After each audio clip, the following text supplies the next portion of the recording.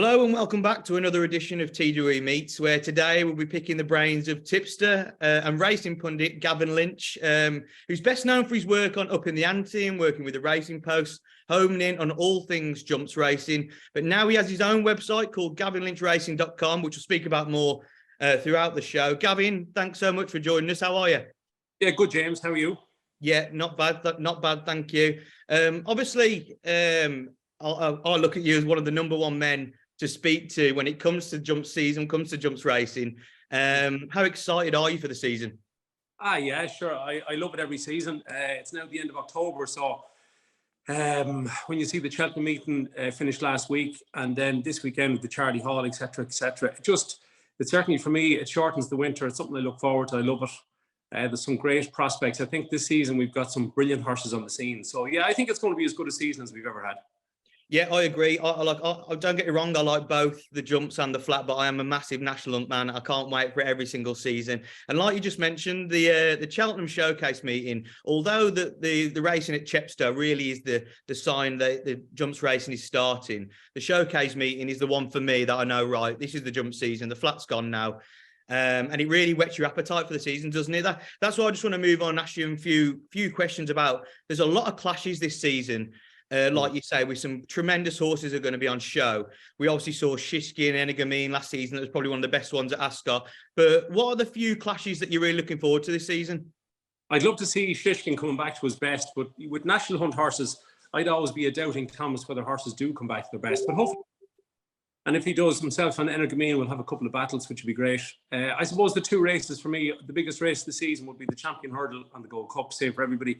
So if we can get Constitution Hill and Honeysuckle and Vauban and Stapleman, etc., for the Champion Hurdle, and we end up the Champ and a Plutard in the Gold Cup, I think those couple of races. I don't think we've had a brilliant Champion Hurdle really in the last 10 years. There's been some great winners, Esper Dallin and Honeysuckle, etc. But I'd love to see going back to the days of Brave Inca and all those races, that if we got a really good Champion Hurdle. And the same with the Gold Cup. I don't think we've had some great winners, but I don't think we've had many vintage Gold Cups in the last 10 years. So again, I just look to see where the Galopin Des Champs is going to be the next big thing and taking on last year's 15-length winner.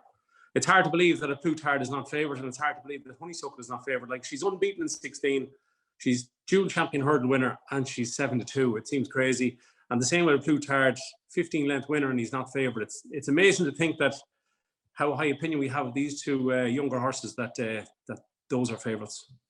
Yeah, like I'm absolutely the same. Some of those clashes, and obviously everyone talks about, some pundits say, oh, you've got to wait to the Cheltenham Festival, and people avoid each other until then. But I think that's what the Cheltenham Festival is all about, isn't it? It's about the best against the best. And obviously recently it's come out that it's going to stay at 4 days. What was your opinion on this? Were you happy for it to go to 5? Obviously it used to be 3 and it used to be very competitive then, or are you happy it stayed at the 4? I couldn't care if it's 3 or 6. It wouldn't bother me. It's just, I think there's too much made of that. I think 4 is perfect. It's fine. If it was a 5th, it'd be another day off work for everybody anyway. So I don't think, we actually I did a poll on Twitter, and 97% of people wanted it to stay at 4 days and not 5 days. But as I said, it would have been an extra day off work for most people.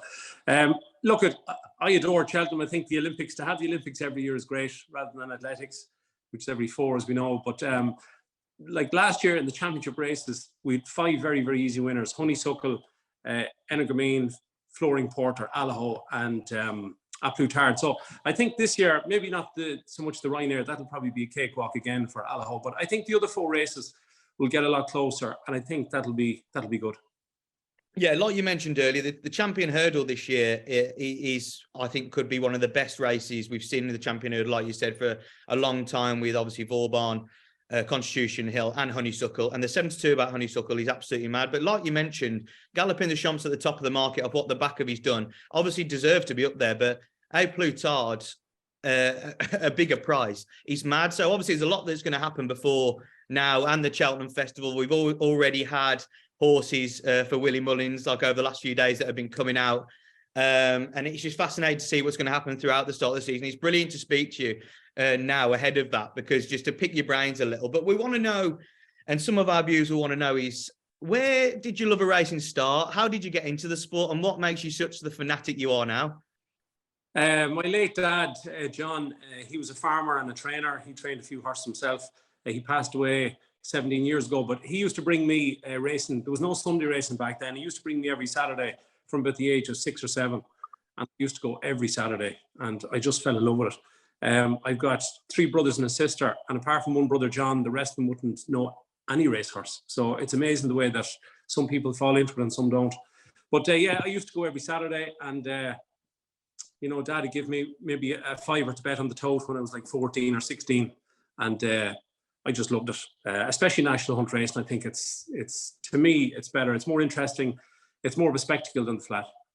Yeah, no, I completely agree. I just, I love what I always see, and I might be wrong with this with jumps racing. I see with obviously flat racing, it's over what, a mile, 7 furlongs, could even be 5 furlongs, 6 furlongs. It's over in a flash. Whereas jump racing, you can let it develop. And I almost think that you're backing a horse in national hunt racing, you're relying on the horse's talent to jump a fence. Whereas with flat racing, yes, the horses have got brilliant ability and they've got to have that speed to kick on. But it's a lot about jockey maneuvership, isn't it? You've got to take your chance and go. And I just think personally that you are looking and relying on a horse more when it comes to jumps racing. That's why I adore it. So obviously you started off, you love there, and I moved into the racing post and working for them. And obviously Upping The Ante was a massive thing for yourself. But you've come away from it this season, haven't you? And obviously you want to talk a bit more about your site. What was that decision all about to come and make your own site and obviously pull away from things? Yeah, look, the Racing Post, brilliant people. David Jennings, class fella, so was Richie Forrestal, etc., etc. I'd done it for 5 years, and I just wanted to do something different. Maybe it's a midlife crisis. I turned 50 last week, so I just wanted to do something different. Loved Upping The Ante. Dave's a great guy. No bad feelings at all. I just decided to try and do something different.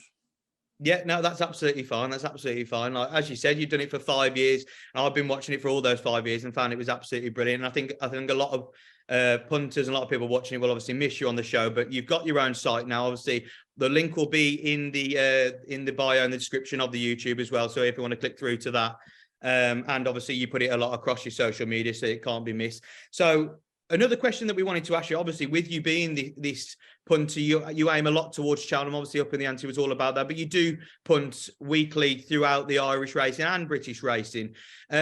What tips and advice would you have for our followers, for people obviously betting in the sport, that can make them more profitable, or just obviously just some key tips that you have? I think there's a few little bits and pieces, but like, you know, my ideas I could be as far out as a lighthouse, but I think that there's a few bits which end up being a similar point at the end. Is I think it's very important to specialise. Like me and you could chat, James, about Manchester United and Liverpool and Chelsea all day, and I know all the players and I know all the teams and etc., etc. But I couldn't make money on football because I just don't know enough. I think it's very important to specialise. I think it's very important to keep it fun. There's probably people out there that bet too heavy, and that's not good. If you have a full-time job, you know, I think racing should be a hobby, just like going to a pub or a band or playing golf or going to the cinema. I think it's very important to keep it, you know, lighthearted. Don't bet too heavy. The next one I'd say is I think it's crucial to keep a profit and loss on a spreadsheet or in a diary, etc. And then if after a couple of years you can prove to yourself, like punting is a very individual game. I know you can watch it with friends, etc., but we only ever think about ourselves and how much we make or how much we lose. So I think if after a year or two you can prove to yourself with a spreadsheet that you won $2,000 last year and the previous year you won $3,000, then maybe you can, you know, bet a little bit heavier. But I think until you can prove that to yourself, you shouldn't bet heavy. And therefore, I think it's very important to keep a record, and therefore you can build on it. Yeah, no, I completely agree. And I think they're great tips for anyone. I think especially keeping a profit and loss, because I think a lot of people can obviously forget that how much they've staked, what they've staked on. And you might find yourself, obviously, we always talk about you've got to gamble responsibly. And obviously it was Safer Gambling Week last week. So those tips will massively help. On that, is that, you know, it doesn't take much time to keep a profit and loss. All you're doing is writing in a daily total. That's all I do. So if I've got a Betfair, if there's a pal putting on bets or whatever, just keep a total of those and put a daily total, and then that's it. And that makes it. It doesn't cost you much time to do that per week, you know. No. And also, sorry, James, as well. I was trying to think of it as like if you keep a record per day and then per week, per month, I noticed over a number of years that August and September for me were never very good. So once it got to the 1st of August, Galway was over, I always reduced my bets down for August and September because I just found it difficult. No, I think that's great advice. I really do think that's good advice. Just so slightly away from racing, I just wanted to add this in and talk to you about it. Obviously, you've been known for doing a lot of charity work over the last few years. It's very commendable what you've done. Is this something you're going to carry on and just want to alert people, our viewers, that maybe not have seen that of all the work you've been doing over the last few years? Yeah, my mum passed away 11 years ago from pancreatic cancer, and then obviously Pat Smullen got very sick and passed away from the same thing. And I had a huge interest in Pat's story because it was the same illness as my mum. I didn't get to make his day at the Curragh where they raised all the money, his charity race day. I did contribute, but I just said to myself, you know how we should just do something. And I've got into cycling in the last 3 years because of COVID, etc., etc. So yeah, we held a charity cycle last year and again this year. And it's called the Coast to Curragh. So it starts over in Laytown, was going through various race courses, etc., and ending up at the Curragh. And we've done it for 2 years. We've raised 350,000, which is amazing. Loads of people in racing have supported it. Ex-jockeys, AP McCoy flew over to take part this year. Barry Geraghty's taken part both years. Loads of jockeys, Paul Carby, etc. So yeah, we're going to continue doing it. Next year it's on Saturday, August the 26th. And the Curragh have really, really taken it on board. And it's now called the Cancer Trials Day. I think in memory of Pat Smullen is the official title. But the Coast to Curragh forms part of that. And so yeah, if we can raise 150 grand next year, we'll be past 500,000. And next year, actually, we're reducing the full length. We're missing a couple of spots to reduce it. The last 2 years was a 155 kilometer cycle, which was pretty far. Yeah. This year, next year rather, we're going to reduce it down to 105. So I think that's much more reachable for people. And we're going to get there this year before the first race, so people will have free entry into the race course. We might get them a £5 free bet, and they can stay on and have a day at the race as well. So, and we might even have music after the last race, etc. So we're going to make it a bigger and bigger day each year. Yeah, it's a great initiative, and obviously we wish you all the best with that. And I think what you've done so far is absolutely superb. So I just wanted to have a little chat about that and raise people's awareness about that, because obviously it's for a great cause. But getting back onto the racing, Gavin, and we couldn't bring you on here without asking you for a few horses to follow this season. Obviously, as you said, there's so many top horses this season you could pick from any division, but we're just going to ask you for a few of your top ones this season you're going to keep a big eye on. I think what's really important is that, you know, last season Willie won 10 races, right? So he's never won a handicap chase at Cheltenham Festival, and he's probably not likely to, and similar with the cross country. So that brings it down to 22 races. Now, I could see Willie winning half of them, right? So that's, say, 10 or 11 out of 22 that he will really target. He's got, by all accounts, according to Twitter, he's got another 30-odd horses from France and point to points and everything this year. So his team is getting stronger as time goes by. He's got Gigginstown back in. Look, it's very, very difficult. We've seen a stable tour come out on Sporting Life last Sunday, and then there was another set of stable tours come out on Wednesday. And the difference between Sunday and Wednesday in Willie's mind was extraordinary with some of the horses, etc. So very, very difficult. And he's totally right. You know, he's thinking of his owners. He's thinking of himself. He makes his decisions very, very late on. I'd say he switches between his mind quite a lot. So I think if you're picking a Willie horse, you need to pick a horse that's going to go for a certain race and be quite sure that they're going to go there. Like Allaho is more than likely going to end up in the Ryanair unless something happened at Plutard. But and Allaho should win. But I think Brandy Love, for example, for the Mayor's Hurdle, she must have a great chance. She's 5-1. Now, she has to go against Epatante, who's very impressive in Aintree. But I don't think we've seen the full ability of Brandy Love, because I had backed her to win the Mayor's Novice Hurdle at Cheltenham, and I think she would have bolted up in that, because she's not as good going right-handed, but she still won a Fairy House. So I think there's a lot of improvement come from Brandy Love. So Gerhard, if he goes chasing, I'd definitely be into him for either the Arkle or the Turners, depending on, again, where Willie sends the horse, if he sticks to 2 mile or 2.5. So I'd like Sir Gerhard quite a lot. I think the double, now the prices are quite short, but a while ago I did the double Delta Work and Allaho. I think they're like 2-1 and 5-2. So that's the guts of 10-1. I thought that was value at the time. Very hard to see either of those two beat if they show up on the day. One other horse I had a few quid on, totally out of just off my own bat. I happened to see the video of Lassie Mouth winning in Otay, and I had something on her to win the Triumph Hurdle. She'd be getting the £7 Mayor's Allowance. I thought she was very impressive. She did jump the last to her left a bit in Otay, but so I had a few quid on that. But actually, at the moment, another horse I had backed was the Nice Guy for the Brown Advisory, but obviously we found out on Wednesday that's gone. So that's a pity. So I haven't actually had as many bets as usual, but I've backed a few of them. but like you say, it's great to pick your brains and stuff like that, because a lot of people won't look at it as in how many races is Mullins going to win. You know he's going to win that, but and I think only people start thinking about that probably 2 weeks, maybe 3 weeks before, whereas your mind straight onto it and's gone to it. So it's nice to know about some of those horses that you're going for. And obviously it's a tough blow. Well, that's what anti-post racing is all about, isn't it? It's tough blow with the nice guy, and you're probably going to have more throughout the season, like everyone will. If they're back in anti-post. But yeah, it's nice to hear some of the horses that you're following through the season. So, James, I'd spend a good few quid betting in Cheltenham, but generally, if I can keep to 10% in the bin coming the Tuesday morning at Cheltenham, if you've only lost 10% through non-runners and injuries, I think you've done quite well.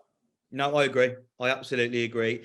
Like I said, it is just part of anti-post betting that you've got to take a few hits, but if they outweigh it, and you've gone into the racing where a lot of them are running in the races proposed, it's even tougher for me that when I see races, let's say, oh, you fancy something for the Brown Advisory, but they've gone in the Turners.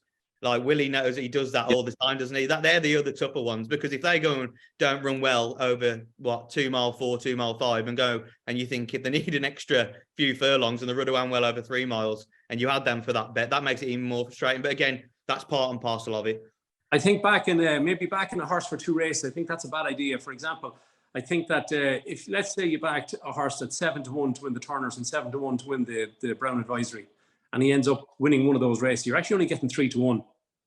Because you're getting back, you have a tenner on each of them at 7-1, you get back 80 quid for your 20. So that's a 3-1 winner. So I wouldn't be in favour of that now. No, I agree. I was saying it from the perspective of if you backed it for one and it goes for another race and you haven't backed it yet. But I agree what you're saying, because you're losing out on all the value that you wanted from an anti-post perspective anyway, wouldn't you? So yeah, you bang on with that. We always finish, Gavin, with our guests on TWE Meets with asking some quick fire questions about racing. So literally just to finish, the first thing that pops into your head, and we just quick fire.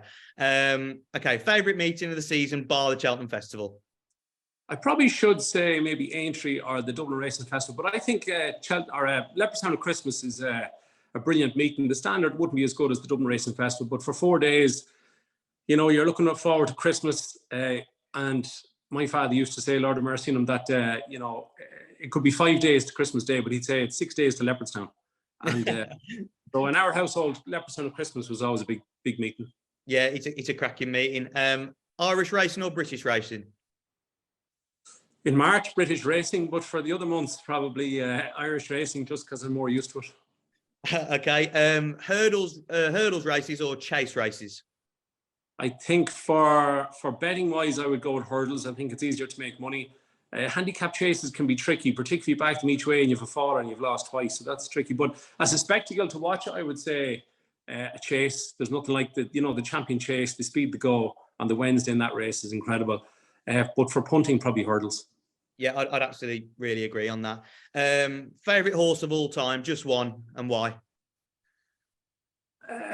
You're thinking of the great horses like Sprinter Sacra and Istabrack and Cato Star, etc. But for some unknown reason that I can't explain, I always had a soft spot for Carvel's Hill. Okay.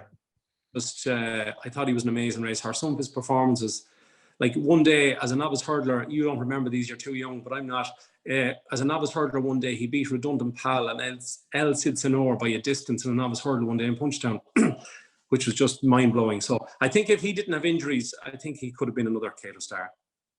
That's a very big statement. Okay, favourite race course, Irish and British. We'll give you one each. British has to be just Cheltenham. Although, as a race course itself, it's a bit like when you play St Andrews Golf Course. If you analyse it too close, you'll say it's not your favourite golf course. But Cheltenham's amazing. It's just to be there and the grandstand with the bookies and the parade ring, and it's just amazing. In terms of Ireland, for a race course, I think the fairest and best race courses to punt on would be Navan and Naas. Couldn't choose between them, but if I had to, maybe Naas. Navan's a great course too. Okay. Favourite race of the jump season? Has to be the Gold Cup. To me, it's bigger than the Aintree Grand National or the Champion Hurdle. And it's a funny race because it's a mad distance. Like by right, the Gold Cup should be 3 miles because that's, all the other great, you look at them all, the Betfair, the Irish Gold Cup, etc., the King George, they're all 3 miles. But for some crazy reason, The Gold Cup at Cheltenham was 3 mile 2 and 50 or 60 yards or whatever. So it's a mad distance, but definitely the Gold Cup. Yeah, it's an unbelievable race, isn't it? What's been your favourite race of all time to watch? My brother's horse winning the RSA at Cheltenham was amazing because I lost my voice between the bend and the line and I couldn't talk for 2 days. But apart from that, without ruling with the heart, I'd say Don Run winning the Gold Cup because back in those days, Ireland was struggling, to win race at Cheltenham. Ireland wasn't a rich country back in those days and we had to sell all the horses. But I thought Don Run in the Gold Cup, like she looked like she'd no chance at the last. The commentary, the hats in the air, I don't know, I just thought it was fairly special. Yeah, love that. Okay, favourite jumps trainer? And I'll you know what, I'll give you, you can go one British and one Irish. British, definitely Nicky Henderson, because to me, it really galls me when, let's say last year he didn't run Shishkin maybe in the Tingle Creek, etc. And people are complaining. I just don't know. I don't get any of that stuff. It's totally up to the owner and the trainer. I think Nicky seems to be like literally the nicest man that's ever lived. I love listening to him being interviewed. He seems a fantastic fella. So I definitely go with Nicky Henderson. And in Ireland, I would say definitely Willie Mullins has been, is currently, and always will be the best national hunt trainer that I've ever seen anyway. Okay. He's 80 Cheltenham Festival, so it'll be interesting to see, does he get to 100 this March or the following March, but he will. Yeah, definitely. Same question. Favourite jumps jockey, both sides of the Irish Sea? Now or past? Because in the past it was, for me, definitely Ruby Walsh. Currently, I don't know. It's very hard to choose between Jack Kennedy, Davy Russell, Paul Townend, and Rachel Blackmore. Maybe Davy Russell, just because he's a character and he's a brilliant jockey and all the races he's won and Gold Cups. And in England, no particular favourite. That's okay. I tell you what, Davy Russell as well, what he came back from, any jockey of his age and what he's won wouldn't have came back, would he? I think it was last season, and then he's been absolutely superb since. So yeah, Davy Russell's up there for me as well. Best ever punting winner? Can be at the festival or away from there, or just, is it something that sticks in your mind, like a lucky 15 or something? I think what sticks in my mind is Ivanovic Gorbatov winning the Triumph Hurdle, because it filled up a couple of multiples. I don't know, was it a Trixie or a lucky 15 or something? It was an anti-post, and there was a lot of talk about that horse at that stage because Joseph was training it, even though it was in, say, Aiton's name, etc. So yeah. When he won the first race on the Friday, that was I think I was in Tenerife that day, so we had a good night. Yeah, that was one of the first Cheltenham festivals I actually went to. That was so. Yeah, I do remember that. What's your best? What'd you say? Sorry. Your best winner? Oh, my best winner, punting winner. See, I don't really normally do multis, even though I should. If I'm doing a multi, I'll do a double. I normally do singles, so I've had like a 50-1 winner in the past and stuff like that as single. But again, I wouldn't have a standout memory. I'm still waiting for that. Still waiting for that one. I think you touched on it, but what was your best racing memory? What was it? What you mentioned earlier? Yeah, I suppose Rule Supreme winning the RSA, and also my late dad. He co-trained a horse called Mr. Houdini to win. It was a Group 3 or listed race in the Flat in Leopardstown one time. So just, I suppose, from your own family and your own, people that you know, it always means more when you're involved a little bit with the horse. So I'd probably go with those two. Yeah, that obviously sounds like a great memory for yourself. And like you say, when it's family, it's everything. And finally, our last question: if you had to send, if you owned horses and you had to send them to one trainer in the sport, who would it be? Should have to be the man from Carlow, Willie Mullins, yeah. I think that's an easy one, isn't it? Yeah, that's quite an easy question. Yeah, she's just an amazing man. He seems a genius. I remember years ago, my brother John had a few horses with him, including Rule Supreme. And we were down in the gallops one day, and he was there with his dog, and we were standing behind him, and the horses are coming up in twos at that stage. They're coming up towards the end of the gallop. And he'd say, yeah, those two worked well. And then the next two would come, yeah, I'm not happy with those two. And me and John would look at each other going, like, look, that the four horses worked identical, but he's just such a genius that he's able to spot these things, Yeah, to the naked eye, that's just brilliant, seeing stuff like that. Gavin, thanks so much for answering all our questions. and getting involved with this episode of TWE Meets. Yeah, thank you for your time. Please be sure, obviously, to like this video, everyone. Also in the description, like I said, we'll be putting your link to your site, Gavin, for people to get involved, obviously, because we've had a look through and it's absolutely superb. We wish you all the best going forward, and hopefully we can chat again with you before the festival and leading up through more big jumps races. But Gavin, thanks again for joining us on this episode.